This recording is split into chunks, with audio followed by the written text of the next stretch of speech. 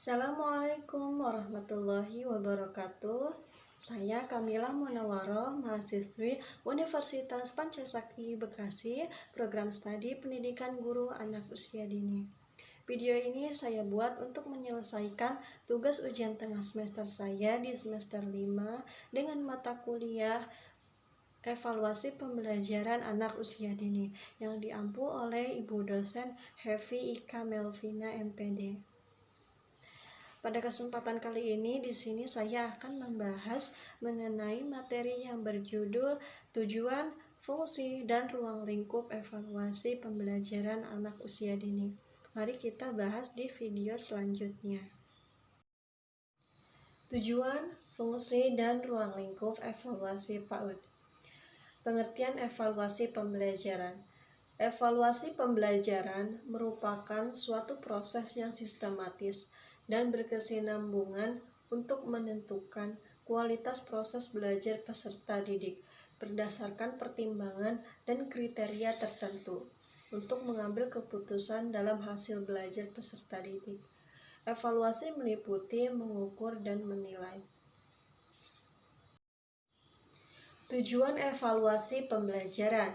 Tujuan evaluasi pembelajaran adalah untuk mengetahui keefektifan dan efisiensi sistem pembelajaran, baik yang menyangkut tentang tujuan materi, metode, sumber belajar, media, lingkungan, maupun sistem penilaian itu sendiri.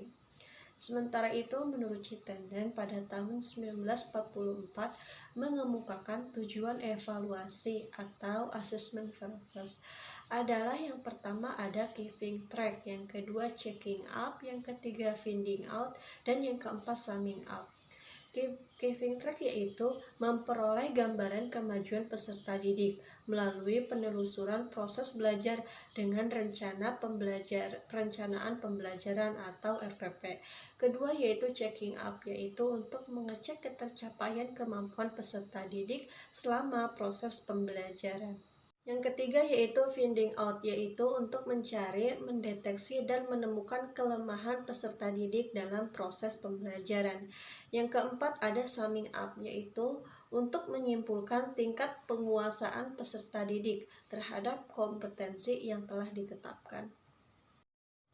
Yang ketiga yaitu fungsi pembelajaran. Terdapat 4 fungsi, diantaranya ada fungsi formatif, yaitu untuk memberikan umpan balik pada guru dalam rangka perbaikan proses pembelajaran. Yang kedua ada fungsi sumatif, untuk menentukan nilai kemajuan hasil belajar siswa sebagai laporan dan penentuan kenaikan kelas serta kelulusan. Yang ketiga ada fungsi diagnostik. Fungsi diagnostik adalah untuk memahami latar belakang peserta didik tentang kesulitan belajar dan pemecahan masalahnya. Kemudian yang keempat ada fungsi penempatan, untuk menempatkan peserta didik dalam situasi pembelajaran yang tepat dan sesuai tingkat kemampuannya. Ruang lingkup evaluasi pembelajaran. Ruang lingkup evaluasi berkaitan dengan cakupan objek evaluasi itu sendiri. Jika objek evaluasi itu tentang pembelajaran, maka semua hal yang berkaitan dengan pembelajaran menjadi ruang lingkup evaluasi pembelajaran.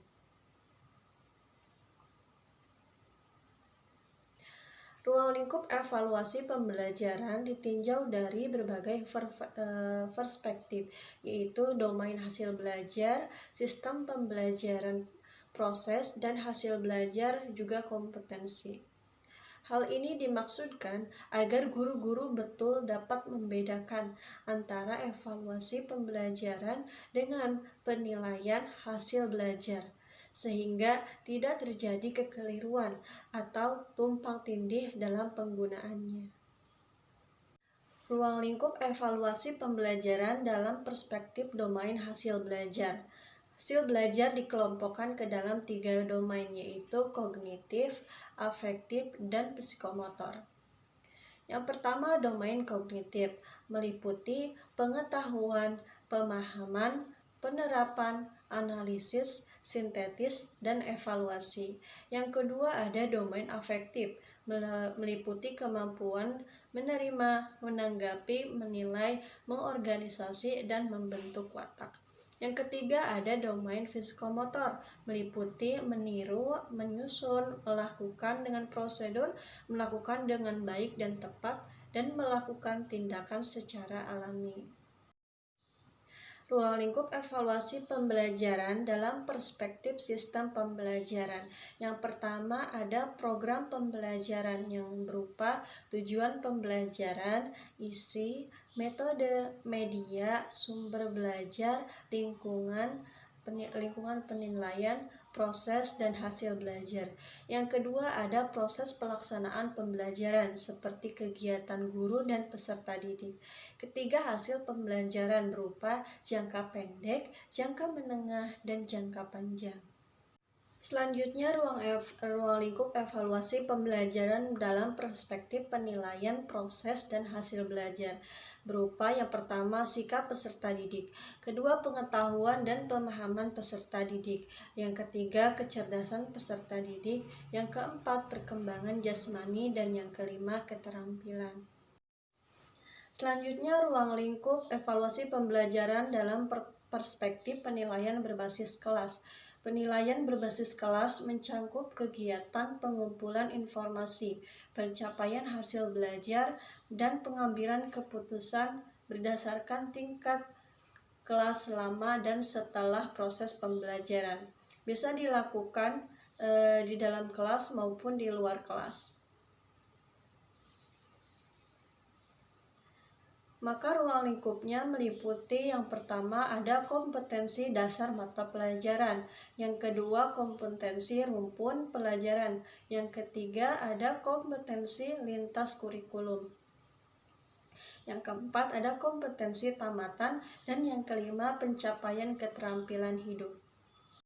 Dari uraian materi yang sudah dijabarkan tadi dapat disimpulkan menjadi beberapa butir penting berikut.